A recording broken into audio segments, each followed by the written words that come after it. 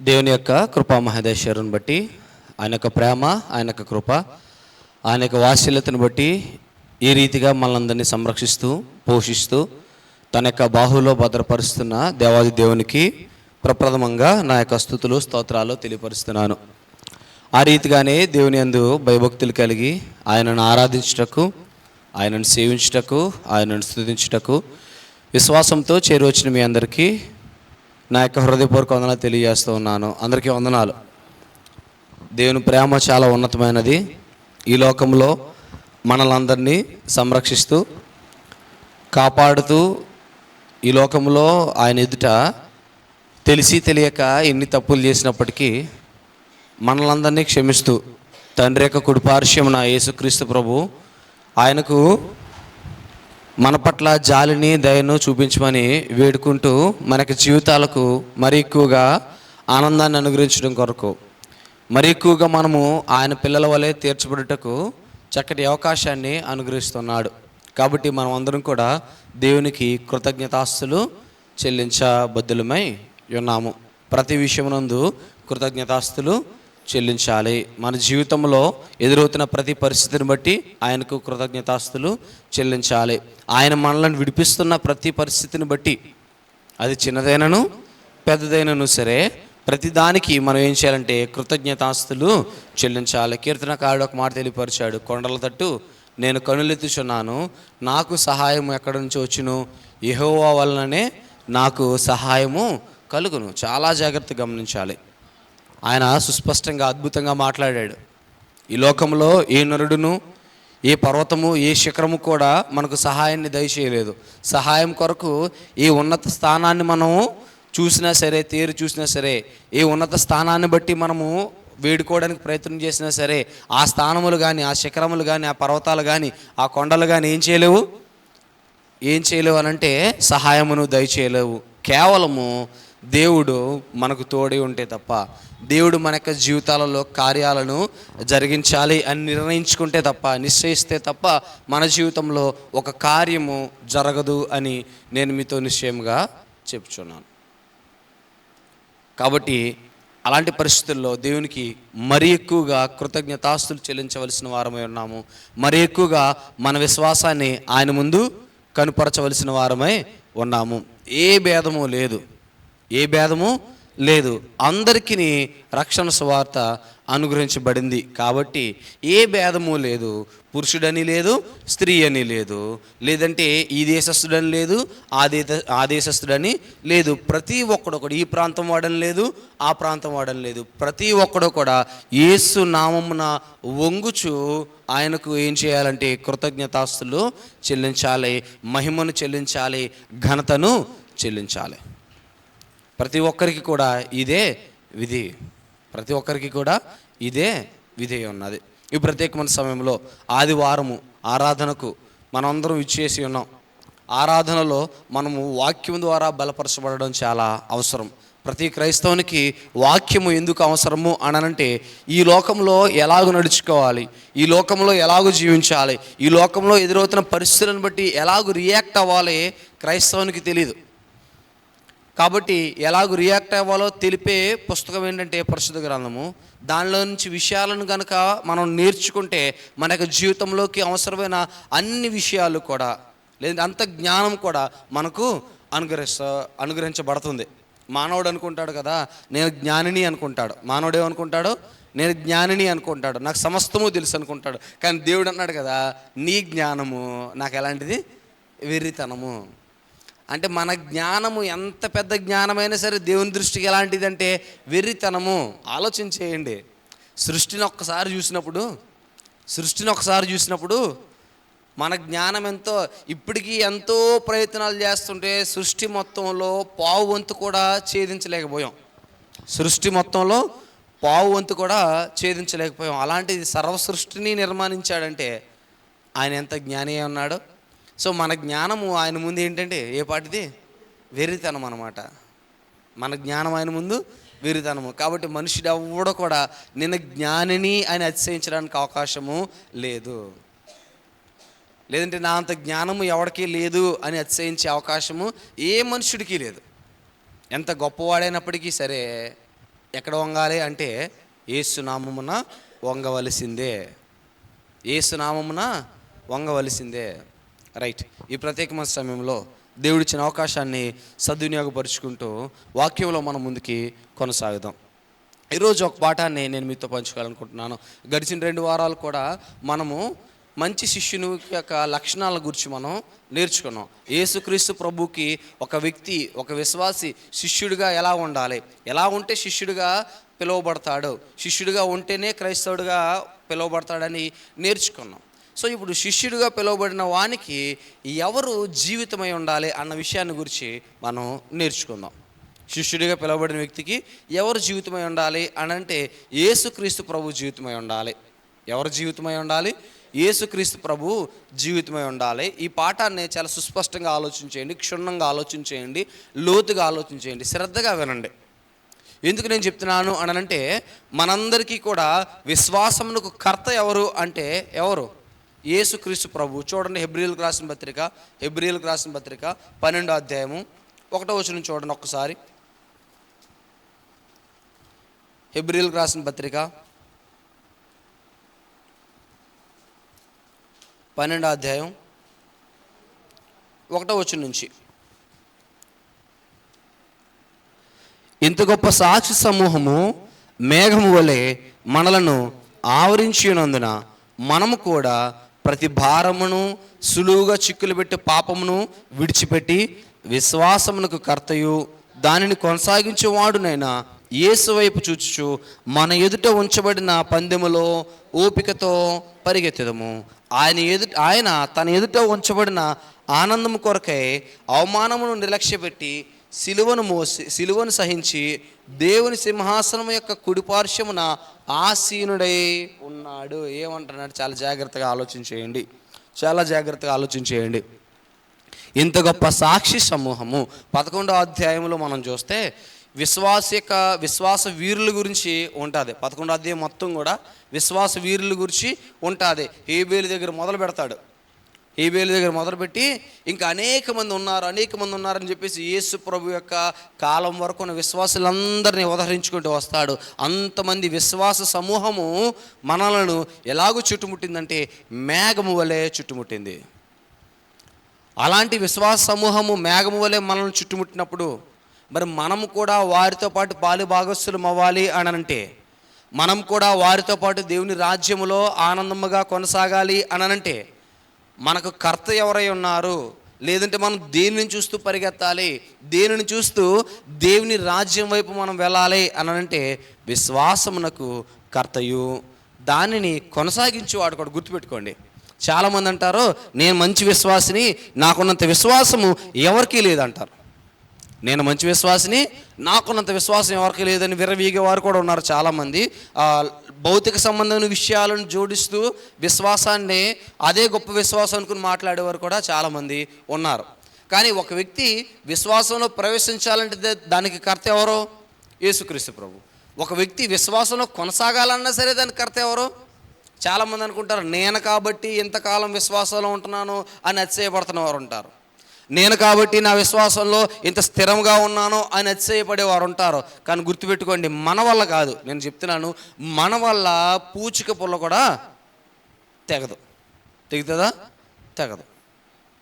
మన విశ్వాసంలో ప్రవేశించాలన్నా సరే ఒక తోడు మనకు కావాలి, విశ్వాసంలో కొనసాగాలన్నా సరే ఒక తోడు మనకి కావాలి. ఆ తోడు ఎవరనంటే, ఆ కర్త ఎవరనంటే యేసుక్రీస్తు ప్రభు.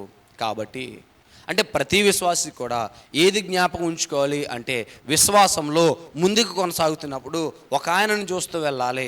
ఎవరా వ్యక్తి అనంటే యేసుక్రీస్తు ప్రభు. ఆయనను చూస్తూ మాత్రమే మనం వెళ్ళడానికి అవకాశము ఉన్నది. ఆయన చూస్తూనే ఆయన మార్గంలో వెళ్తే తప్ప మనం దేవుని యొక్క రాజ్యంలో ప్రవేశించలేము. చూడండి, అంటున్నాడు కదా, ఆయన ఏదైతే రాబోతున్నదో దానిని ముందుగానే గ్రహించి, ఈ లోకంలో ఆయన మరణించిన పిదప ఆయనకి ఏం రాబోతున్నది అన్న విషయాన్ని గమనించి ఈ లోకంలో తన ముందున్న శిలువ శ్రమను ఎలాగ ఎదిరించాడు, ఎలాగ జయించాడంటే ఓపికతో జయించాడు. ఎలాగ జయించాడు? ఓపికతో. మనం కూడా జ్ఞాపకం చేసుకోవాలి. మనకి కూడా, నేను మరలా చెప్తున్నాను, greatest example for Christian life ఎవరంటే యేసుక్రీస్తు ప్రభు. ఆయన ఈ లోకానికి వచ్చుడి చేత, జీవించుడి చేత, మరణించుడి చేత, పునరుత్థానం చెందుడి చేత మనకు ఒక ఉదాహరణ ఇచ్చాడు. ఏంటి అని అంటే, మనము కూడా జీవించి మరణించిన తర్వాత మనకి కూడా ఏమున్నది? పునరుత్థానం ఉన్నది. ఇంకా దీని మీద డిబేట్స్ అవసరం లేదు. ఎవరు చూసి వచ్చారు, ఎప్పుడు చూసి వచ్చారు, నువ్వు చూసావా, నువ్వు వెళ్ళావా అని ఎవరు కూడా క్వశ్చన్ చేయనవసరము లేదు. ఎందుకు అని అంటే, పరలోకంలో ఉన్న వ్యక్తే ఈ లోకానికి వచ్చి ఈ లోకంలో జీవించి మరణించి తిరిగి లేచి మరలా ఎక్కడికి వెళ్ళిపోయాడంటే పరలోకానికి వెళ్ళిపోయాడు. పరలోకానికి వెళ్ళిపోయాడు. సో మనం ఏం ఆలోచన చేయాలి?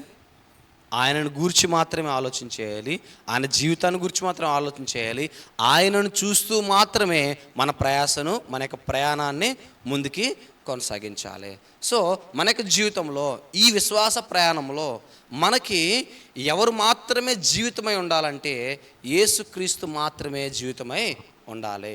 యేసుక్రీస్తు మాత్రమే జీవితమై ఉంటే మన యొక్క ఆలోచన దృక్కోణం వేరేగా ఉంటుంది, మన విశ్వాస ప్రయాణం వేరేగా ఉంటుంది. ఎందుకంటే నా జీవితం ఆయనైతే ఆయన కొరకు మాత్రమే నేను ప్రయాసపడతా. నా జీవితం ఎవరైతే వారి కొరకు మాత్రమే నేను ప్రయాసపడతాను. ఒక విషయాన్ని మీతో జ్ఞాపకం చేస్తాను. మీరు కొత్తగా పెళ్ళైన జంట దగ్గరికి వెళ్ళండి. కొత్తగా పెళ్ళైన జంట దగ్గరికి వెళ్ళండి. ఈ ఇష్టం లేకుండా పెళ్లి చేసుకున్న వాళ్ళ దగ్గర కాదండి, బాగా ఇష్టపడి పెళ్లి చేసుకుంటారు కదా, వాళ్ళ దగ్గరికి వెళ్ళండి. నీ లైఫ్ ఎవరమ్మా, నీ జీవితం ఎవరమ్మా అంటే ఏం చెప్తుంది సమాధానం? నా భర్తే నా జీవితం అని చెప్తుంది. అదే భర్త దగ్గరికి వెళ్ళండి, భార్యను బాగా ప్రేమించే భర్త దగ్గరికి వెళ్ళండి. నీ జీవితం ఎవరో అని అడిగితే, నీ లైఫ్ ఎవరో అని అడిగితే ఏం చెప్తాడు? నా భార్యే నా జీవితము, నా భార్య లేకపోతే నాకు ఏది వద్దు అని చెప్తాడు. రైట్. అదే ఒకవేళ పిల్లలు పుట్టేసిన తర్వాత తల్లిదండ్రుల దగ్గరికి వెళ్ళి అడగండి, మీ లైఫ్ ఎవరో, మీ జీవితం ఎవరో అని అడగండి. ఏమని చెప్తారండి? మా పిల్లలే మా జీవితం, మా పిల్లలే మా జీవితము. చాలా జాగ్రత్తగా ఆలోచన చేయండి. అదే యవనస్తులు ఉన్నారు. ఇప్పుడు యవనస్తులు బాగా ఇష్టానుసారంగా లోకంలో తిరుగుతున్నారు, ఇష్టానుసారంగా ప్రేమ అని చెప్పేసి తిరుగుతున్నారు. వాళ్ళ దగ్గరికి వెళ్ళడం అనుకోండి, నేను ఎవరిని ప్రేమిస్తే వాళ్ళే నా లైఫ్. నేను ఎవరో ఒకరిని ప్రేమిస్తున్నాను, ఎవరో ఒక అమ్మాయిని ప్రేమిస్తున్నాను, ఆ అమ్మాయి నా లైఫ్, ఆ అబ్బాయి నా లైఫ్. ఇంకా అడ్వాన్స్డ్గా మాట్లాడితే ఈ మధ్యకాలంలో యూత్, యంగ్స్టర్స్, ఈ అడల్ట్ ఉమెన్ అందరూ ఎవరిని, వీటిని బాగా అతిశయిస్తున్నారంటే, వీటిని బాగా చూస్తున్నారంటే కొరియన్ డ్రామాస్ అండి. ఏంటండి? Korean dramas. ఇప్పుడు ఈ కొరియన్ డ్రామాస్లో యాక్టర్స్ ఉంటారన్నమాట. ఈ కొరియన్ యాక్టర్స్ని ఏం చేస్తున్నారంటే ఈ అమ్మాయిలు అందరూ అడ్మైర్ చేస్తూ, బాబా వాళ్ళు చాలా బాగున్నారు, అందులో క్యారెక్టర్స్ అబ్బాయిలు ఎవరెవరు ఉన్నారో వాళ్ళందరినీ వీళ్ళు ఏం చేస్తున్నారంటే ఓన్ చేసేసుకుంటున్నారు, సొంతం చేసేసుకుని ఏం చేస్తున్నారు? వాళ్ళే మా లైఫ్. ఎవరు? ఒకరోజు మా ఫ్రెండ్ ఒక ఆమె, ఇన్స్టిట్యూట్లో ఫ్రెండ్ ఒక ఆమె ఏం చేసిందంటే, ఈ కొరియన్ యాక్టర్దే స్టేటస్ పెట్టి మిస్ యూ అని అన్నది. ఏంటండి? ఈ కొరియన్ యాక్టర్దే ఎవరో మరి మనకు తెలియదు, చాలామంది ఉన్నారు వాళ్ళు. మిస్ యూ అని అన్నది. నేనేం చేశానంటే ఏ పోయాడా అని కామెంట్ పెట్టాను కింద రిప్లై. ఏ పోయాడా అంటే ఆ అమ్మాయి కోపం చూడండి. నువ్వు ఫ్రెండ్ ఒకటి సరిపోయింది, డోంట్ డేర్, ఇంకెప్పుడు కూడా అలాంటి డేర్ చేయకు. ఆ అబ్బాయి గురించి ఏమనడం కోసం, అలా మాట్లాడడం కోసం మన స్నేహాన్ని కూడా వదులుకోవడానికి నేను రెడీగా ఉన్నాను. నువ్వు ఆ అబ్బాయి గురించి ఏమన్నా అన్నావంటే అని అన్నది. నేను అన్నాను, అమ్మ అంత వద్దులే తల్లి, నాకు అంత అవసరం లేదు, నువ్వు నీ పని చేసుకో, నేను నా పని చేసుకుంటాను, బాయ్ బాయ్, నీకు నాకు ఏంటిది రామ్ రామ్, నీకు నాకు బాయ్ బాయ్. మాట్లాడడం మానేసినప్పటి నుంచి ఎందుకు వచ్చిన కూడా నాకు నీతోటి అని ఎందుకు చెప్పని చెప్పనా అంటే, ఆ వ్యక్తి యొక్క ముక్కు చూడలేదు, ముఖం చూడలేదు, ఎక్కడున్నాడో కూడా తెలియదు, ఆ ప్లేస్ ఏంటో కూడా తెలియదు. ఏం చేసింది? నాకు తెలిసిన ఎగ్జాంపుల్ చెప్పాను. చాలామంది ఉన్నారు ఈ కొరియన్ సిరీస్లో, BTS అని చెప్పేసి, అదని చెప్పేసి, ఇదని చెప్పేసి అందులో వచ్చే యాక్టర్స్ని ఏం చేస్తున్నారు? అడ్మైర్ చేస్తూ, పొరపాటున వాళ్ళని ఏమన్నా సరే ఇక్కడ ఉన్న పర్సనల్ లైఫ్లో ఉంటూ వీరి కొరకు ప్రయాసపడుతున్న వారిని కూడా విసర్జించే పరిస్థితిలో ఉన్నారు అమ్మాయిలు. మరి ఇలాంటి భయంకరమైన పరిస్థితుల్లో కూడా ఎవరు మన జీవితమై ఉండాలి? ఒక విశ్వాసిగా, ఒక క్రైస్తవుడిగా నేను కొనసాగుతున్నప్పుడు, నా విశ్వాస ప్రయాణాన్ని నేను ముందుకు తీసుకుని వెళ్తున్నప్పుడు క్రీస్తులో నా జీవితం ఎవరై ఉండాలి అని అంటే పౌలు గారు ఒక మాట చెప్పాడండి. పౌలు గారు ఒక మాట చెప్పాడు. ఫిలిప్పీలకు రాసిన పత్రిక 1:21. ఫిలిప్పీలకు రాసిన పత్రిక 1:21. నా మట్టుకైతే బ్రతుకుట క్రీస్తే, చావైతే లాభము. చాలా జాగ్రత్తగా గమనించండి. హూ ఈజ్ యువర్ లైఫ్ అని అపోస్టల్ పౌలు గారిని క్వశ్చన్ చేసినప్పుడు ఆయన చెప్పిన వన్ అండ్ ఓన్లీ ఆన్సర్ ఏంటి? ఆయన ఇచ్చిన వన్ అండ్ ఓన్లీ ఆన్సర్ ఏంటి? నా మట్టుకైతే బ్రతుకుట క్రీస్తే. అంటే నా లైఫ్ ఎవరని చెప్పాడు ఆయన? నా లైఫ్ ఎవరని చెప్పాడు ఆయన అంటే పౌలు గారు క్రీస్తులోనికి రాకముందు క్రీస్తును, లేదంటే క్రీస్తును విశ్వసించేవారిని, క్రీస్తును వెంబడించేవారిని ఎంత భయంకరంగా, ఎంత ఘోరంగా హింసించినప్పటికీ కూడా క్రీస్తులోనికి వచ్చిన తర్వాత క్రీస్తు వాక్కు చేత అననీయత అంటాడు కదా. ఇదిగో ఈ వ్యక్తి, ఈ పౌలు అనే వ్యక్తి ఎవరైతే ఉన్నాడో, సంఘమును ఎంత హింసించడం అయితే మీరు చూసారో, ఇదే పౌలు అనే వ్యక్తి నా కొరకు ఎంత హింసింపబడతాడో కూడా మీరు చూస్తారో. అంటే ఆలోచన చేయండి, పౌలు గారి మీద ఎంత గొప్ప భారాన్ని ఉంచాడు దేవుడు.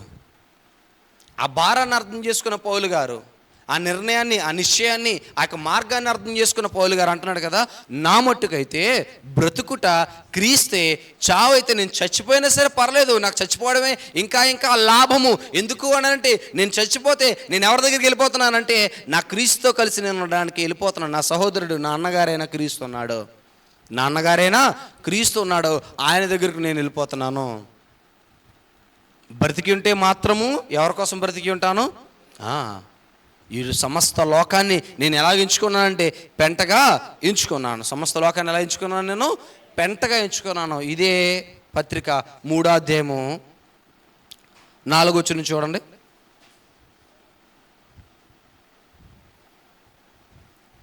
ఫిలిప్పీలు రాసిన పత్రిక 3:4. కావలినంటే నేను శరీరమును ఆస్పదము చేసుకొనవచ్చును, మరి ఎవడైనాను శరీరము ఆస్పదము చేసుకొనదలిచిన ఎడల నేను మరి ఎక్కువగా చేసుకొనవచ్చును. 8వ దినమున సున్నతి పొందితిని, ఇశ్రాయేలు వంశపు వాడినై, బెన్యామీను గోత్రములో పుట్టి హెబ్రీయుల సంతానమైన హెబ్రీయుడినై, ధర్మశాస్త్రం విషయము పరిసయ్యుడినై, ఆసక్తి విషయము సంఘమును హింసించువాడనై, ధర్మశాస్త్రము వలని నీతి విషయము అనింద్యుడనై ఉంటిని. అయినను ఏవి నాకు లాభకరములై ఉండనో వాటిని క్రీస్తు నిమిత్తము నష్టముగా ఎంచుకుంటుని. ఆలోచన చేయండి, ఈ మాటను ఎందుకు నేను జ్ఞాపకం చేశానంటే, పౌలు గారు నా మట్టుకైతే బ్రతుకుట క్రీస్తే, చావైతే లాభము. ఈ లోకములో మేలైనవి, ఈ లోకంలో హెచ్చైనవి, ఈ లోకంలో ఘనమైనవి, ఈ లోకంలో ఉన్నతముగా ఎంచుకుంటున్నవి ఏవైనా ఉన్నప్పటికీ కూడా వాటినన్నిటినీ నేను ఎలాగ ఎంచుకుంటున్నానంటే నష్టముగా ఎంచుకుంటున్నాను. ఎలా ఎంచుకుంటున్నాను? నష్టము. వాటిలో ప్రవేశించడం నాకు నష్టము. మరి ఏది లాభము? క్రీస్తు నిమిత్తము చనిపోవటం లాభం. ఉందా మనకు ఆ నిశ్చయం? ఉందా? నిజంగా నేను విశ్వాసిని కదా, నేను క్రైస్తవుడిని కదా, క్రీస్తులోనికి వచ్చాను కదా. ఏ క్రైస్తవుడికైనా నాకు ఉద్యోగం లేకపోయినా పర్లేదు, నాకు వ్యాపారం లేకపోయినా పర్లేదు, నాకు బంధుమిత్రులు లేకపోయినా పర్లేదు, కేవలం క్రీస్తు కొరకు మాత్రమే నేను జీవిస్తాను, క్రీస్తు నాకు ఉంటే చాలు, సమస్తమును నాకు అనుగ్రహింపబడతాయి అనే వ్యక్తులు ఎవరైనా ఉన్నారా?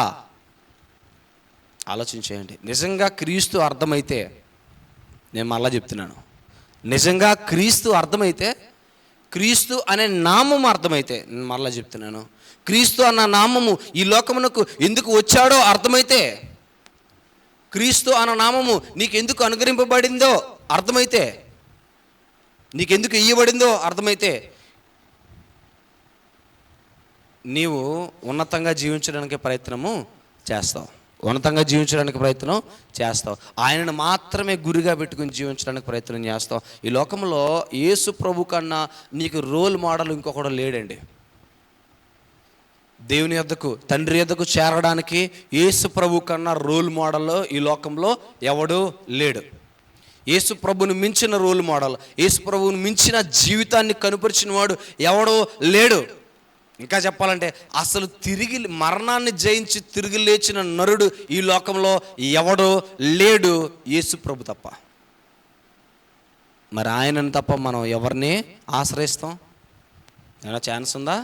లేదు. అర్థం అవ్వాలి, క్రీస్తు అన్న నామం మనకు అర్థం కావాలి. ఎందుకు క్రీస్తు అన్న నామం ముందు నేను విశ్వాసం ఉంచుతున్నానో అర్థం కావాలి. క్రీస్తు అను నామమును నేను ఎలాగ విశ్వసించాలి అని అర్థం కావాలి నాకు. పౌలు గారు చెప్తున్నాడు చూడండి, నా గోత్రము బెన్యామీను గోత్రము. ఆసక్తి, ఎంత ఆసక్తి అంటే ధర్మశాస్త్రము పైన, లేదంటే ఆ యొక్క దేవాలయ అధికారుల పట్ల నాకు ఎంత ఆసక్తి అని అంటే సంఘమును కూడా నేను ఏం చేశాను? హింసించాను. అంత ఆసక్తి నాకు. ధర్మశాస్త్రం సంబంధమైన నీతి విషయంలో అయితే నా మీద నింద వేయడానికి ఎవడు కూడా సరిపోడు. ధర్మశాస్త్ర జ్ఞానం విషయంలో నేను పరిసయుడు అంటే అధ్యయనం చేసి దాని ప్రకారంగా సెపరేట్ చేయబడి నివసించేవాడు, జీవించేవాడు అనమాట. దాని కొరకు మాత్రమే ప్రత్యేకింపబడి జీవించేవారు పరిసయ్యులు. ఆలోచించండి ఒకసారి. ఎలాంటి వాడంటే ధర్మశాస్త్ర విషయంలో, నీతి విషయంలో, భౌతిక సంబంధమైన వాటిని ఆస్పాదంగా చేసుకోవాలి అని అంటే నాకంటే గొప్పగా ఆస్పాదం చేసుకున్నాడు ఎవడును లేడు. అయినప్పటికీ కూడా ఈ లోకంలో మేలైన వాటిని, ఈ లోకంలో గొప్పవైన వాటిని, ఈ లోకంలో ఘనమైన వాటిని నేనేం చేశాను? క్రీస్తు కొరకు సమస్తమును ఎలా ఎంచుకున్నాను? నష్టముగా ఎంచుకున్నాను. మరి మనం ఏం చేస్తున్నాం? క్రీస్తు ఒక మాట చెప్పాడు. మత్తయి సువార్త 10:37. మత్తయి సువార్త 10:37.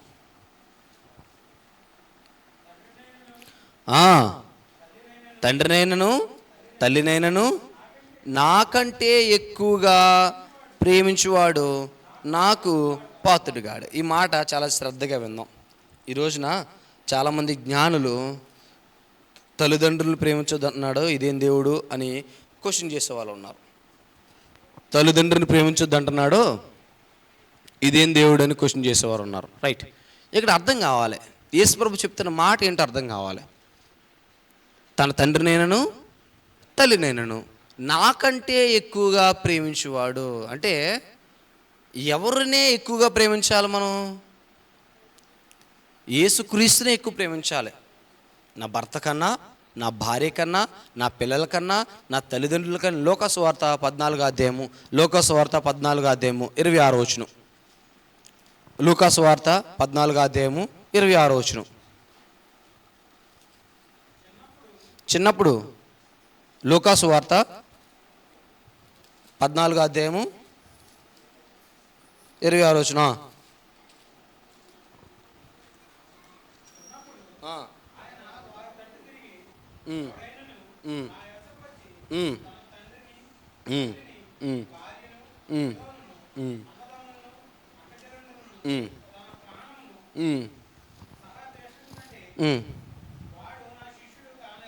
ఎవడైనను నా యొద్దకు వచ్చి తన తండ్రిని, తల్లిని, భార్యను, పిల్లలను, అన్నదమ్ములను, అక్క చెల్లెలను, తన ప్రాణము సహా,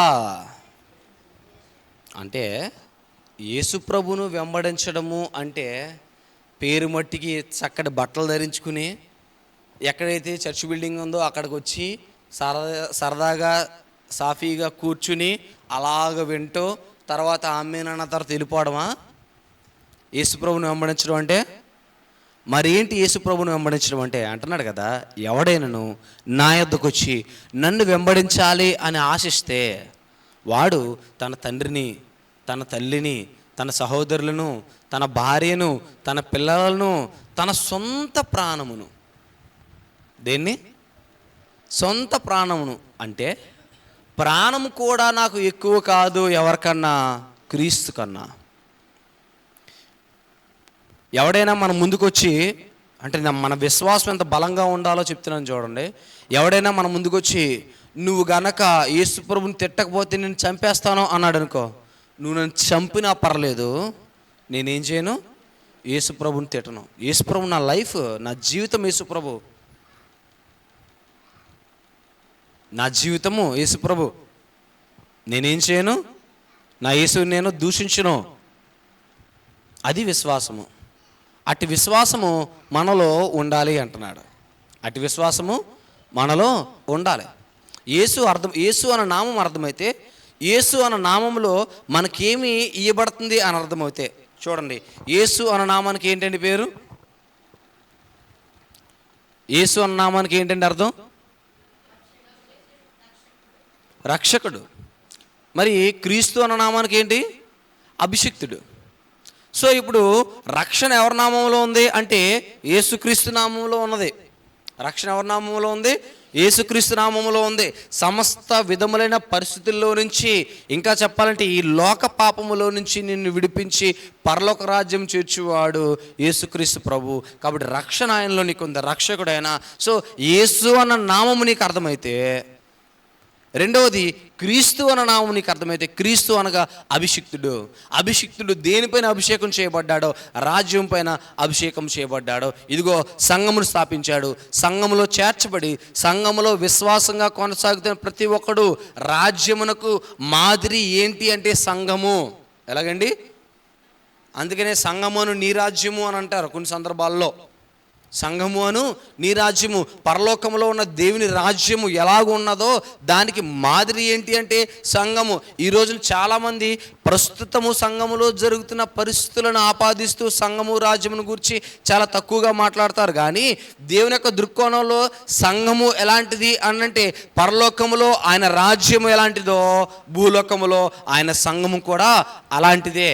అంటే సంఘములో ప్రవేశించే ప్రతి వ్యక్తి కూడా ఏది గుర్తుపెట్టుకోవాలి అనంటే, పరలోక రాజ్యంలో ప్రవేశించాలంటే ఏ ప్రవర్తన విశ్వాసిలో ఉండాలో ఆ ప్రవర్తన సంఘములో ఉండాలి.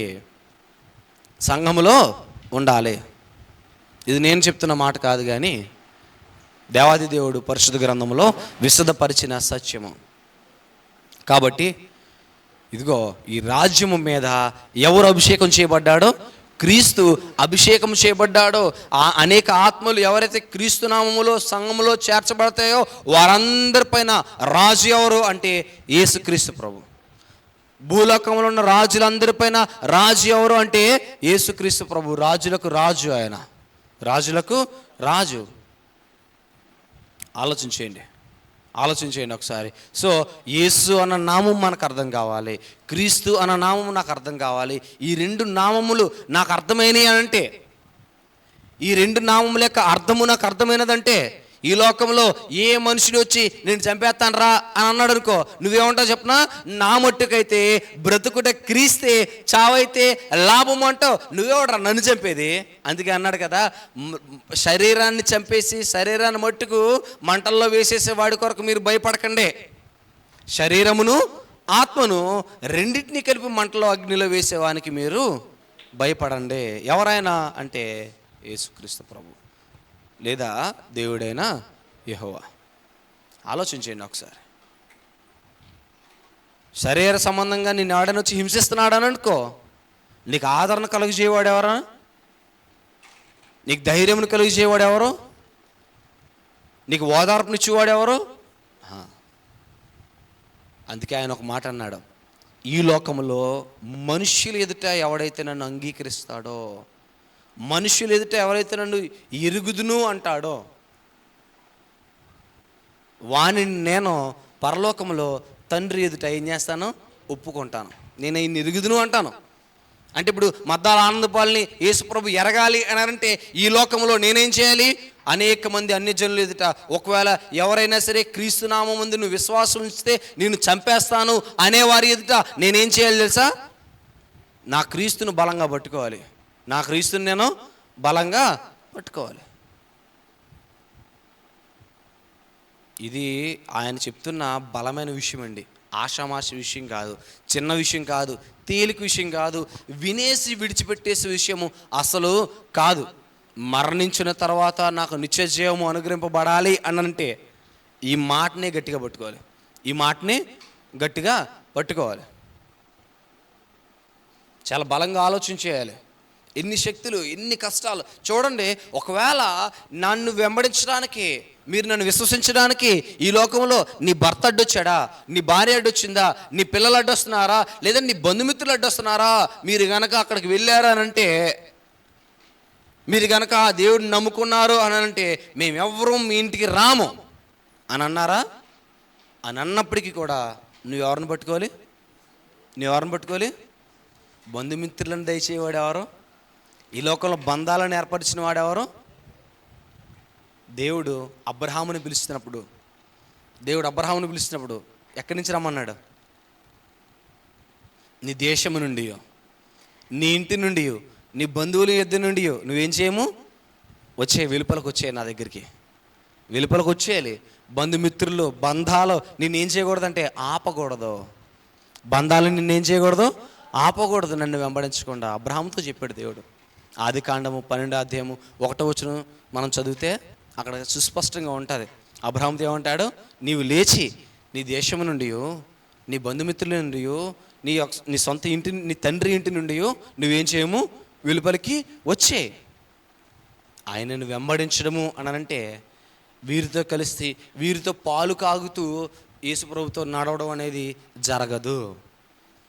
ఒకవేళ వారు కూడా క్రీస్తుని వెంబడించారా ఓకే, కానీ అంటే ఆ మాటల అర్థం చూడండి. మత్తయి సువార్త 10:37 ఉన్న అర్థము, లూకా సువార్త 14:26 ఉన్న అర్థము ఏంటి అని అంటే, ఈ లోకములో నన్ను వెంబడించడానికి నువ్వు సిద్ధపడినప్పుడు ఎవడైనాను నీ తల్లి నీ తండ్రి ఒకవేళ నిన్ను అడ్డగించే వారిగా ఉండినట్లయితే, ఒకవేళ వారిని నువ్వు ఎక్కువగా ప్రేమించడం వల్ల మా నాన్నను ప్రేమించడం వల్ల నేను ఆదివారం ఆరాధనకి వెళ్ళలేకపోతున్నాను, ఎందుకు అని అంటే మా నాన్న నాకు దగ్గరగా ఉండి నాతో పాటే ఉండరా అని అడుగుతున్నాడు అనుకో. నాతో పాటే ఉండని అడుగుతున్నాడు మా నాన్న. నేనేం చేయాలి? నేను ఆదివారము ఎక్కడికి వెళ్ళిపోవాలి? దేవుని సన్నిధానానికి వెళ్ళిపోవాలి. నేను ప్రభువును ఆరాధించాలి, తండ్రిని ఆరాధించాలి, స్తుతించాలి, ప్రభువు నామాన్ని గణపరచాలి అని ఫిక్స్ అవ్వాలన్నమాట. ఫిక్స్ అయితే అప్పుడు నువ్వేం చేస్తావంటే నీ తండ్రి కన్నా నువ్వు ప్రభువుని ఎక్కువగా ప్రేమించినట్టు. అదే తండ్రి మాట లోబడిపోయి అక్కడ ఆగిపోయావు అనుకో, నీకు ఎవరు ఎక్కువ? తండ్రి ఎక్కువ. నీకు తండ్రి ఎక్కువ అయ్యాడు అనుకో, అప్పుడు ప్రభు ఏమంటున్నాడు? నీవు నాకు పాత్రుడవు కావు. చాలా clear message, short and crisp and clear message అనమాట. తన తండ్రినైనను, తల్లినైనను, భార్యనైనను, సహోదరులైనను, పిల్లలనైనను నాకంటే ఎక్కువగా ప్రేమిస్తే, ఇంకా చెప్తున్నాడు కదా, ఇవన్నీ కాదు వాటన్నిటికంటే ఘనమైనది ఏడి? ప్రాణము. వాడి సొంత ప్రాణాన్నైనా సరే నాకన్నా ఎక్కువగా ప్రేమించిన వాడు ఎవడైనా ఉంటే వాడు నాకు పాత్రుడు కాడు. నేను వాడిని తీసుకోను. ఎందుకు? ఎవరికి వాని ప్రాణం ఎక్కువ కాకూడదు, కేవలం నేను మాత్రమే ఎక్కువ అవ్వాలి. నేను మాత్రమే. యేసు ప్రభు అంటే గుర్తుపెట్టేసుకోవాలి, మన మైండ్లో బ్లంట్గా ఫిక్స్ అయిపోవాలి. ఏమని అనంటే, నేను బ్రతికితే ఎవరి కోసం బ్రతుకుతాను? నేను అజ్ఞానంలోనో తెలుసో తెలియకో పాపములు చేసి ఉంటాను, కానీ సువార్త ప్రకటింపబడిన తర్వాత క్రీస్తులోనికి వచ్చినప్పుడు అంత జ్ఞానం నాకు లేదు, కానీ నేను క్రీస్తుని అంగీకరించిన తర్వాత, జ్ఞానం పొందుకున్న తర్వాత నా మట్టుకైతే నేను బ్రతికితే క్రీస్తు కోసమే బ్రతుకుతాను, చచ్చిపోతే లాభం. క్రీస్తు నిమిత్తము నేను చనిపోతే హతసాక్షిగా నేను మిగులుతాను లోకంలో. అవునా కాదండి? హతసాక్షిగా నేను మిగులుతాను. అనేక మంది నన్ను బట్టి మారే అవకాశం ఉన్నది. బాప్తీసం పొందిన తర్వాత పౌలు గారు ఖాళీ కూర్చున్నాడా? క్రీస్తుని ఎరిగిన తర్వాత పౌలు గారు ఖాళీ కూర్చున్నాడా? క్రీస్తుని ఎరిగిన తర్వాత సక్రమంగా తినుటకు, త్రాగుటకు, ఆనందించుటకు, ఇల్లు కట్టుకున్నటకు పౌలు గారు కూర్చున్నాడా? ఏం చేశాడండి? బాప్తీసం పొందిన వెంటనే ఆయనకు తెలుసు ఆల్రెడీ, మెస్సీ కొరకు ఎదురు చూస్తున్నాడు ఆల్రెడీ, కానీ తెలియలేదు మెస్సీ అంటే ఎవరని. ఎప్పుడైతే తెలిసిందో ఆ మెస్సీ యేసుక్రీస్తు ప్రభువా, ఆ సంఘాన్ని నేను హింసిస్తున్నానా అని తెలిసిన వెంటనే ఏం చేశాడు? యేసు ప్రభు ప్రకటించిన మార్గాన్ని ప్రకటించాడు. మనం ఏం చేస్తున్నాం? బాప్తీసం పొందిన వెంటనే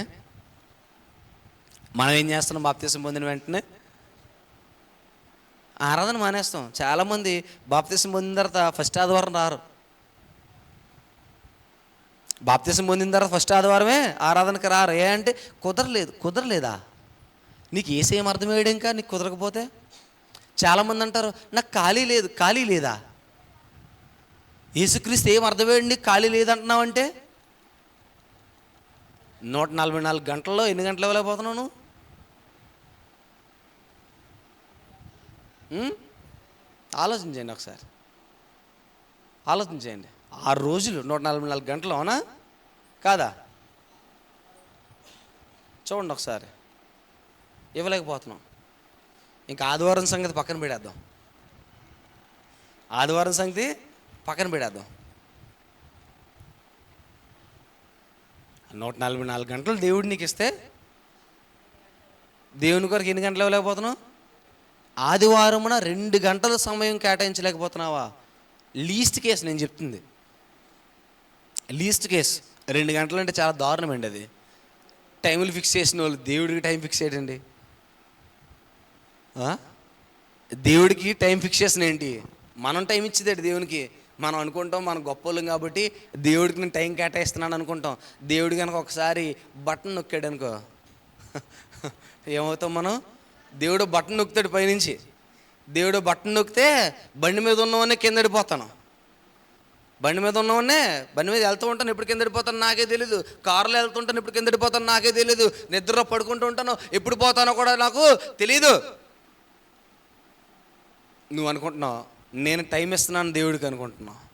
నాకు టైం లేదని నువ్వు అనుకుంటున్నావు. నాకు టైం లేదు అని నువ్వు అనుకుంటున్నావు. దేవుడు అంటున్నాడు కదా, నువ్వేంటారు నాకు టైం ఇచ్చేది? అసలు టైంని అంతటినే పట్టుకొచ్చి నీ చేతుల్లో పెట్టింది నేను. నీకు టైంనిచ్చిందే నేను. నువ్వేం చేస్తున్నావు? నాకు టైం లేదంటున్నావా? చూస్తాడు చూస్తాడు చూస్తాడు చూస్తాడు, ఒక్క బటన్ నొక్కుతాడు అంతే. ఆయన బటన్ నొక్కాడంటే ఈ భూలోకంలో బటన్ నొక్కితే అకౌంట్లో డబ్బులు పడతాయేమో, ఆ లోకంలో బటన్ నొక్కితే ఏమవుతుంది? అకౌంట్లు ఖాళీ అవుతాయి. ఏ అకౌంట్లు? జీవితం అనే అకౌంట్లు ఖాళీ అయిపోతాయి. ఆయన బటన్ నొక్కాడంటే అర్థమైందా? ఆయన కొరకు సమయం కేటాయించడం కాదు, ఆయన ఇచ్చిన సమయాన్ని ఆయనకి ఇవ్వడం నేర్చుకోవాలి. ఆయన ఇచ్చిన సమయంలో ఆయనను గణపరచడం నేర్చుకోవాలి. వ్యర్థమైన వాటిపైన దృష్టి సారించకూడదు. మీరు ఎవరి కొరకు ప్రయాసపడుతున్నారు అని అడిగితే తల్లిదండ్రుల్ని, మా పిల్లల కొరకు ప్రయాసపడతాము, వాళ్ళని ఒక స్థితిలో పెట్టేసిన తర్వాత మేము విశ్రమిస్తాము అని అంటారు చాలామంది. మరి ఈ లోకంలో నీ విశ్వాస జీవితంలో నీ ప్రయాస ఎవరి కొరకు అని అంటే క్రీస్తు కొరకై ఉండాలి. భౌతిక సంబంధమైన విషయాలలో మీ పిల్లల కొరకు ప్రయాసపడుతున్నారు, ఓకే. మరి క్రీస్తు సంబంధమైన విషయాలలో మీ పిల్లల కొరకు ప్రయాసపడుతున్నారా? కూలి పని చేసైనా సరే మా పిల్లల్ని చదివించుకుంటానండి అంటున్నారు. కూలి పని చేసైనా సరే మా పిల్లల్ని దేవుని యొక్క సన్నిధానంలోకి పంపిస్తాను అనేవారు ఎంతమంది ఉన్నారు? డ్యూటీకి వెళ్ళిపోతున్నాడండి, ఖాళీ లేదండి. ఎవరు పిల్లలు డ్యూటీకి వెళ్ళిపోతున్నారా? ఖాళీ లేదా? నువ్వు దేని మీద ఫోకస్ చేయడం నేర్పిస్తున్నావు? సంపాదన మీద ఫోకస్ చేయడం నేర్పిస్తున్నావు, దేని మీద ఫోకస్ నేర్పించట్లేదు. దేవుని సన్నిధానానికి రావడం విషయంలో ఫోకస్ నేర్పించట్లేదు. క్రీస్తు అన్న పదం అర్థమైతే నేను మరలా చెప్తున్నాను, గట్టిగా చెప్తున్నాను, ఈ లోకంలో నాకు ఏది ఎక్కువ కాదు. ఈ లోకంలో నాకు ఏది ఎక్కువ కాదు. క్రీస్తు అన్న పదం నాకు అర్థం కావాలి, క్రీస్తు అన్న నామం నాకు అర్థం కావాలి. నాకు ఏది లేకపోయినా సరే పర్లేదు అనుకుంటాను నేను. ఎందుకు? ఆకాశ పక్షులను చూడండి, అవి విత్తవు, కోయవు, కొట్లలో కూర్చుకోనవు. మరి వాటి యొక్క ఆహార పరిస్థితి చూడండి. దేవుడు వారిని ఏం చేస్తున్నాడు? పస్తులు ఉంచుతున్నాడా? లేదు కదా. ఒకవేళ సింహపు పిల్లలైనను లేమి గలవై ఆకలి గురునేమో కానీ ఆయనను ఆశ్రయించే పిల్లలు ఏం కొనరు? ఆకలి కొనరు. మరి దేనికోసం ప్రయాసపడుతున్నావు? ఈ దేని కొరకు ఎక్కువగా శ్రమిస్తున్నావు? లోకంలో తిరగడం కొరక? లోక సంబంధమైన జీవితం కొరక? ఆలోచన చేయండి. సినిమాల కొరక, షికారుల కొరక, ఎంజాయ్మెంట్ కొరక? దేనికోసం? చాలామంది ఎలా తయారైపోయారంటే, ఆదివారం అయ్యి బాబోయ్ ఈ చర్చ్ అయితే పాస్టర్ గారు ప్రతి ఆదివారం ఏం చేయమంటున్నాడు? కనబడతాం, ప్రతి ఆదివారం ఆరాధనకు రమ్మంటున్నాడు. అదే వేరే చర్చ్ అనుకో, ఆ పాస్టర్ గారికి నేను ఎవరో తెలియదు, ఒక ఆదివారం వెళ్తాను, ఒక ఆదివారం మానేస్తాను. ఎందుకంటే ఎంజాయ్ చేయాలి. దేనికోసం? క్రీస్తు గనక నీ జీవితం అయితే నీ ఎంజాయ్మెంట్ ఎక్కడ ఎత్తుకుంటావు తెలుసా? ఎక్కడ ఎత్తుకుంటావు? ఆరాధనలు ఎత్తుకుంటావు. నీ ఎంజాయ్మెంట్ని వస్తావు, దేవుని సన్నిధానానికి వచ్చి పాటలతో ఉత్సాహంగా పాటలు పాడతావు, నీ యొక్క స్తుతిని దేవునికి అర్పిస్తావు, నీ జీవ ఫలాన్ని దేవునికి అర్పిస్తావు. నీ ఎంజాయ్మెంట్ని ఎక్కడ వెతుక్కుంటావు అంటే ఆరాధనలో వెతుక్కుంటావు. వాక్యం వింటూ రిజాయిస్ అవుతావు, ఆనందంతో తేలిపోతావు. వాక్యము నీ హృదయంలో నింపబడుతూ ఉంటే, వాక్యము నీ యొక్క హృదయమును తాకుతూ ఉంటే, నీ చెవులకు వినబడుతూ ఉంటే, నీ మనసు ఏమవుతుందో చెప్పనా, తేలిపోతూ ఉంటుంది. దేనిలో అంటే తన్మయత్వంలో. ఎందుకు? నీ ఎంజాయ్మెంట్ ఎక్కడ వెతుక్కున్నావు? నువ్వు క్రీస్తులో వెతుక్కున్నావు. కాబట్టి నీ ఎంజాయ్మెంట్ ఎక్కడ వెతుక్కున్నావు? నువ్వు క్రీస్తులో ఎంజాయ్మెంట్ని వెతుక్కునేవాడిగా ఉండాలి. లోకంలో ఎంజాయ్మెంట్ని వెతుక్కునేవాడిగా ఉండకూడదు. లోకము అశాశ్వతమైనది, లోకము శాశ్వతమైనది కాదు. క్రీస్తు మాత్రమే శాశ్వతమైన వాడు. ఒక పాట ఉండేదండి, చాలా మంచి పాట. నేను మా చిన్నబాబాయ్ చనిపోయాడు, ఆయన రాసిన బుక్ అంట, నాకు తెలీదు. వాళ్ళు యంగ్స్టర్స్ ఉన్నప్పుడు రాసేవారంట. మా పాతింట్లో మా టేబుల్ కింద బాక్స్ ఉండేది. ఆ బాక్స్లో ఓన్లీ బైబిల్ సంబంధించిన బుక్స్ మాత్రమే ఉండేవి. ఆ బైబిల్ సంబంధించిన బుక్స్లో ఒక పాటల బుక్ ఉంది, బాగా పాతది. ఇంకా పేజెస్ బ్రౌన్ షేడ్ దాటిపోయి, పేజ్ కలర్ బ్రౌన్ షేడ్ దాటిపోయిందంటే ఎంత ఓల్డ్లో చూసుకోండి. అందులో ఒక పాట, నాకు నిజం చెప్తున్నాను, ఆ పాట మరి చుట్టుపక్కల ఎవరూ పాడలేదు, కానీ ఆ పాట నాకు ఎలా వచ్చిందో కూడా తెలియదు. నేను ఆ పాట చూస్తూ ఉండగానే పాట వచ్చేసింది నాకు. అది నేను గొప్పగా కాదు, ఇంకోలా చెప్పట్లేదు, కానీ ఆ పాట చూస్తూ ఉండగానే పాట నాకు మైండ్లోకి వచ్చేసింది అనమాట. ఏంటి ఆ పాట అంటే, ఎలా ఉంది నీ బ్రతుకు, ప్రభురాకడకెగరాగలవా, పరలోకం చేరాగలవా. ఎలా ఉంది నీ బ్రతుకు, ప్రభురాకడకెగరాగలవా, పరలోకం చేరాగలవా. ఆదివారము నాడు గుడికి వస్తావు, అందరితో పాటు కూర్చుని ఉంటావు. ఆదివారము నాడు గుడికి వస్తావు, అందరితో పాటు కూర్చుని ఉంటావు.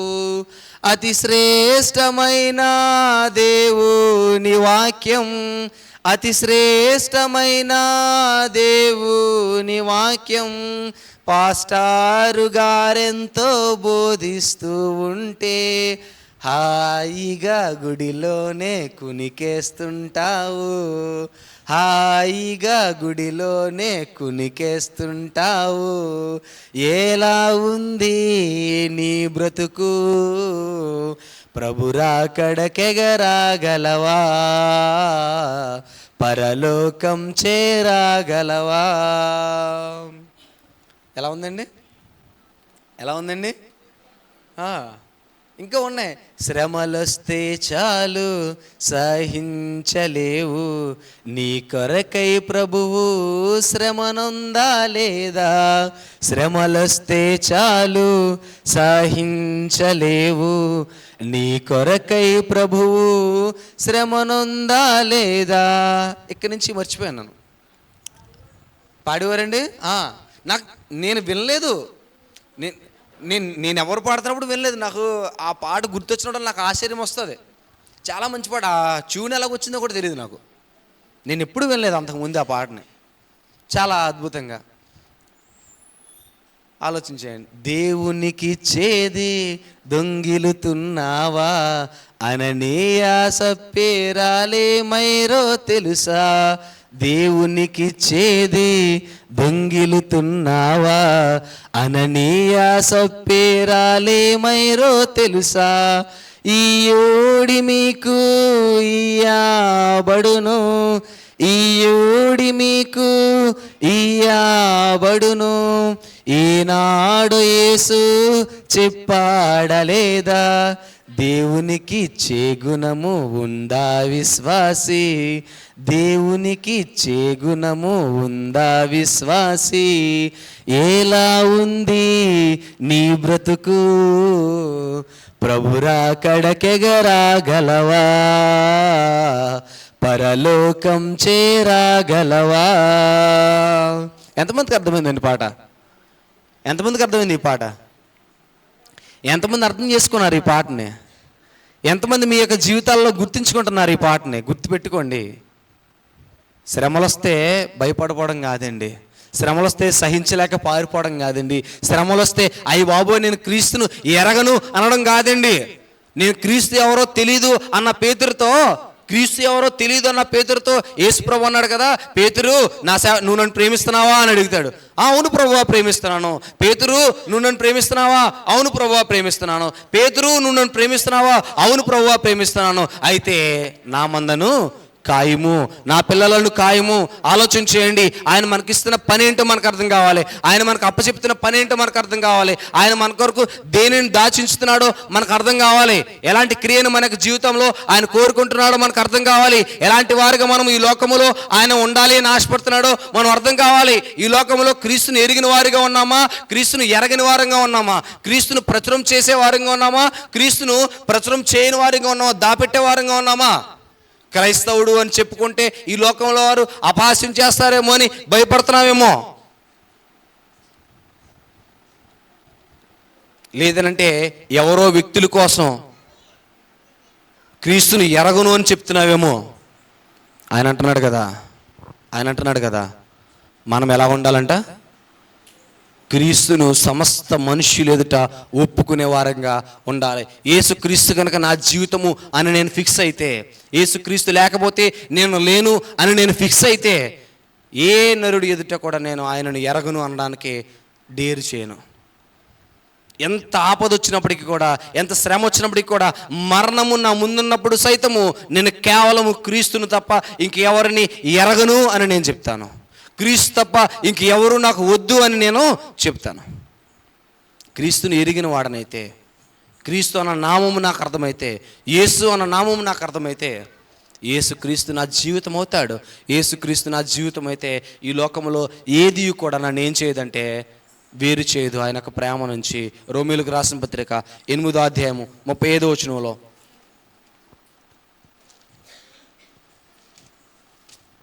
రోమీయులకు రాసిన పత్రిక 8వ అధ్యాయము 35వ వచనం, క్రీస్తు ప్రేమ నుండి మనలను ఎడబాపు వాడెవడు?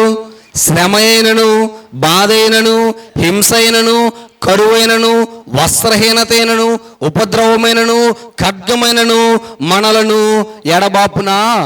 ఇందును గూర్చి రాయబడింది ఏమనగా, నిన్ను బట్టి దినమల్లా మేము వధింపబడిన వారము, వధకు సిద్ధమైన గొర్రెలమని మేము ఎంచబడిన వారము. అయినను మనలను ప్రేమించిన వారి ద్వారా మనము వీటన్నిటిలో అత్యధిక విజయము పొందుచున్నాము. ఏమంటున్నాడు?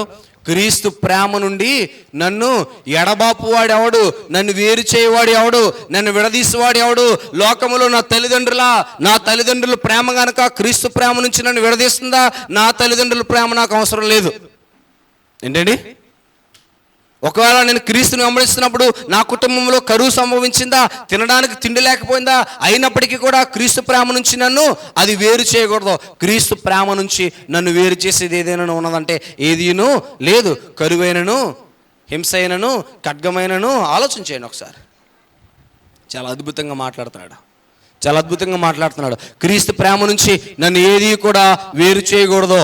క్రీస్తు ప్రేమ నుంచి నన్ను ఏది కూడా వేరు చేయకూడదు. ఈ లోకంలో ఏ పరిస్థితి, ఒకవేళ శ్రమలు వచ్చినాయా, కుటుంబంలో కొన్ని శోధనలు వస్తూ ఉంటే చాలా సందర్భాలలో నువ్వు విశ్వాసంలో ఎదుగుతున్నావు అంటే గుర్తుపెట్టుకో, నీ జీవితంలో శోధనలు వస్తాయి, నీ కుటుంబంలో శోధనలు వస్తాయి. నువ్వు ఆర్థికంగా దెబ్బతింటున్నావా, భౌతిక సంబంధం విషయాల్లో దెబ్బతింటున్నావా, నువ్వు గుర్తుపెట్టుకో, నువ్వు సరైన మార్గంలో వెళ్తున్నావు, నువ్వు క్రీస్తుకు దగ్గరగా వెళ్తున్నావు.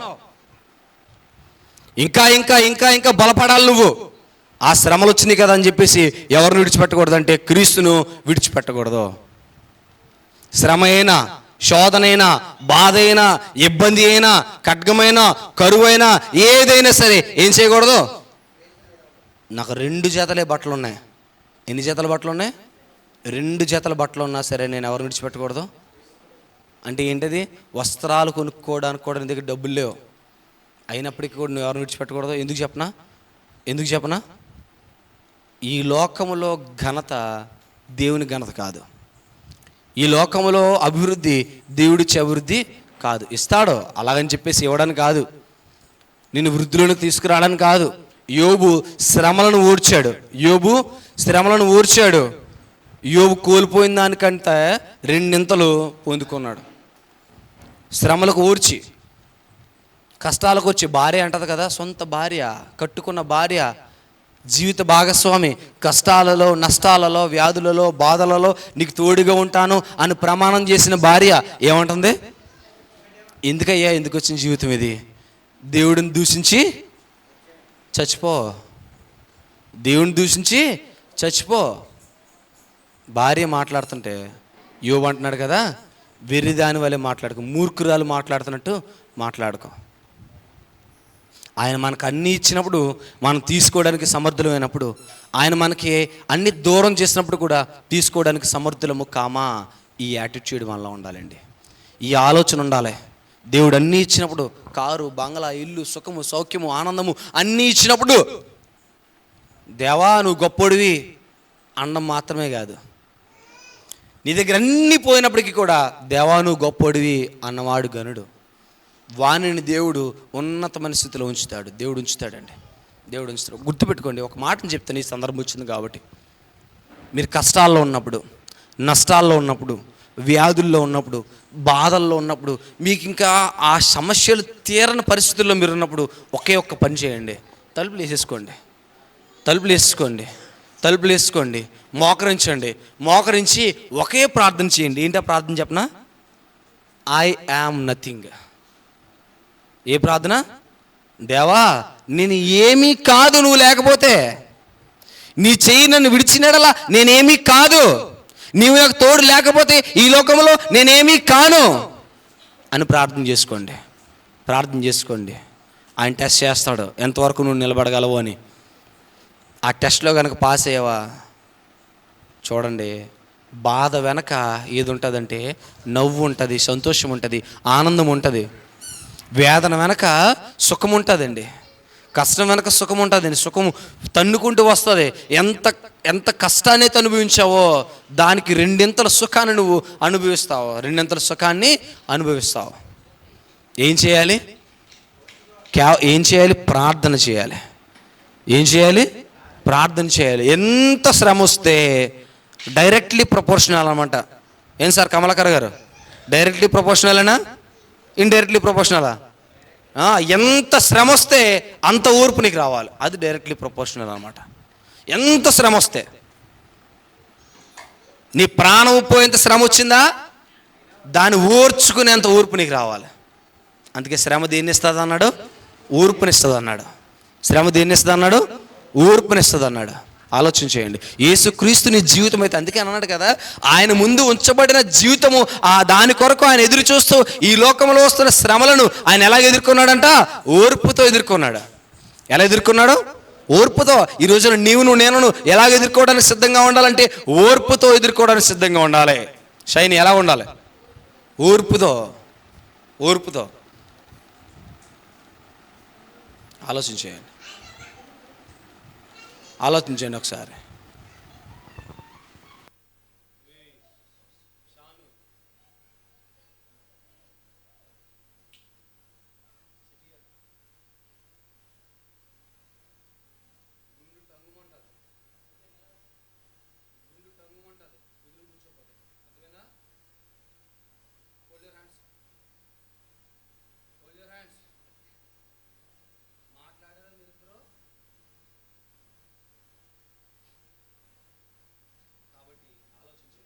అంటున్నాడు కదా, క్రీస్తు ప్రేమ నుంచి మనలను ఏదైనాను వేరు చేస్తుందంటే ఏది వేరు చేయదు, ఏది వేరు చేయదు.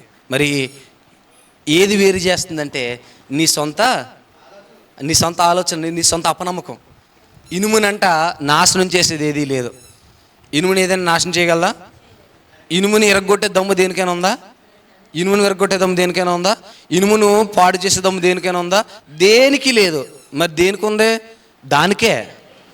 ఎలాగ చెప్పనా? దానికి ఓన్ బాడీని ఆక్సిడేషన్కి అప్పగించుకుంది. దానికి ఓన్ బాడీని దేనికి అప్పగించుకుంది? ఆక్సిడేషన్కి అప్పగించుకుంది. ఆక్సిడేషన్ ఎప్పుడైతే జరిగిందో అప్పుడు తుప్పు స్టార్ట్ అవుతుంది. ఆక్సిడేషన్కి అది ఇవ్వనంత వరకు కూడా ఇనుము ఏమవుదో? తుప్పు పట్టదు. ఇనుము తుప్పు పట్టదు. ఆలోచించండి ఒకసారి. ఆక్సిడేషన్కి కనుక అవకాశం ఇచ్చిందా ఇనుము నాశనం అయిపోతుంది, తుప్పడేద్ది. నీ జీవితం గుర్తుపెట్టుకో, నిన్ను నాశనం చేసేది ఏది లేదు, నీ సొంత ఆలోచనలు తప్ప. నీ సొంత ఆలోచనలు తప్ప. నీ ఆలోచనలు కనుక ఉన్నతమైనవైతే, నీ ఆలోచనలు కనుక ఘనమైనవైతే నువ్వేం చేస్తావు? క్రీస్తును ఘనంగా ఎంచుకుంటావు. ఎన్ని శ్రమలు వచ్చినా, ఎన్ని శోధనలు వచ్చినా, యేసు ప్రభు మాత్రమే నా జీవితము. నా మట్టుకైతే బ్రతుకుట క్రీస్తే, చావైతే లాభము. లాభము లాభము మేలు కాదు, లాభము. ప్రాఫిట్ గెయిన్ అని అన్నాడు. ఈ లోకంలో ఏది నాకు గెయిన్ కాదు, ఏది ప్రాఫిట్ కాదు. క్రీస్తు విషయం నేను చచ్చిపోతామే నాకు ప్రాఫిట్. అవసరం అయితే క్రీస్తు కొరకు చచ్చిపోయే వారంగా ఉన్నామా? నిజంగా ఏదో నేను వచ్చాను, నాకు అవసరం ఉంది కాబట్టి, నాకు అవకాశం ఉంది కాబట్టి ఏదో వచ్చాను దేవుని సన్నిధానానికి, ఏదో కూర్చున్నాను, పాస్టర్ గారో స్వార్థికులో ఏదో 4 మాటలు చెప్తారు అయిపోద్ది అనుకుంటున్నాం. ఏదో 4 మాటలు చెప్తారు అయిపోద్ది అనుకుంటున్నాం. అవునా? కాదండి. క్రైస్తవుని యొక్క జీవితము క్రియలు కనుపరిచే జీవితము. నీవు గనక క్రియలు కనుపరచకపోతే నువ్వు వ్యర్థుడువు. లోకానికి ఏం మెసేజ్ ఇస్తున్నావు? నువ్వు క్రైస్తవుడిగా నువ్వు క్రియలు కనపరచాలి. యేసు ప్రభు గనక నీ జీవితం అయితే ఒక మాట చెప్పాడండి. ఆయన తన కుమారుడు అనేకులలో జ్యేష్ఠుడగినట్లు ఆయనను ఏం చేశాడండి? మనల్ని ఏర్పరచుకున్నాడండి. తన కుమారుడు జ్యేష్ఠుడు అవ్వాలి. యేసు ప్రభు జ్యేష్ఠుడు కాలేడు. నీవు నేను గనక ఆయన వంటి కుమారులు కాకపోతే, నీవు నేను గనక ఆయన వంటి కుమారులమైతేనే, యేసుక్రీస్తు వంటి కుమారులు అయితేనే, ఈయనే నా ప్రియ కుమారుడని యేసుక్రీస్తు ప్రభుని గురించి పరలోకమందున తండ్రి ఎలాగైతే స్టేట్మెంట్ ఇచ్చాడో అలాంటి స్టేట్మెంట్ నీవు నేను పొందితేనే యేసుక్రీస్తు ప్రభు జ్యేష్ఠుడు అవుతున్నాడు. గుర్తుపెట్టుకో. ఆయన నీకు అన్నగారు అవుతున్నాడు. గుర్తుపెట్టుకో. లేదా ఆయన ఏం కాడు? జ్యేష్ఠుడు కాడు, ఏకైక కుమారుడే. నీవు ఆయన వంటి కుమారుడు అయితేనే ఆయన జ్యేష్ఠుడు. నీవు ఆయన వంటి కుమారుడు కాకపోతే ఆయన ఏకైక కుమారుడే, జ్యేష్ఠుడు కాడు. మరి క్రీస్తును జ్యేష్ఠ కుమారుడిగా చేసే బాధ్యత ఎవరి మీద ఉంది? మన మీద ఉంది. మనం కనుక క్రీస్తు వంటి సారూప్యం కలిగి ఉంటే, క్రీస్తు వంటి ప్రవర్తన కలిగి ఉంటే, క్రీస్తు వంటి పరిశుద్ధత కలిగి ఉంటేనే క్రీస్తు జ్యేష్ఠుడు అవుతున్నాడు. లేదంటే ఆయన ఏకైక కుమారుడిగానే ఉంటున్నాడు. అర్థమైందా? కాబట్టి యేసు క్రీస్తు నీ జీవితం అయితే ఆయన కొరకు ప్రయాసపడతావు. ఒళ్ళు దాచుకోనండి. నేను దేన్ని దాచుకోను? ఒళ్ళు దాచుకోను. ఎండ వస్తుంది, శ్రమలు వస్తున్నాయి, చెమటలు పడుతున్నాయి, లేదంటే కాళ్ళు నొప్పులు వస్తున్నాయి అంటానా? అన్నం. కాళ్ళు నొప్పులు వస్తున్నాయి అన్నం. క్రీస్తు నా జీవితం అయితే క్రీస్తు కొరకు నేను ప్రయాసపడతాను. క్రీస్తు నా జీవితం అయితే క్రీస్తును ఈ లోకంలో అనేకులు ఎదుట ఒప్పుకుంటాను. క్రీస్తు నా జీవితం అయితే క్రీస్తు వంటి లక్షణాలను ఈ లోకంలో నేను కలిగి ఉంటాను. క్రీస్తు నా జీవితం అయితే నా జీవన పర్యంతము క్రీస్తు కొరకే పోరాడతాను. బ్రతికితే క్రీస్తు కొరకే బ్రతుకుతాను, చచ్చిపోయినా సరే క్రీస్తు కొరకే చచ్చిపోతాను.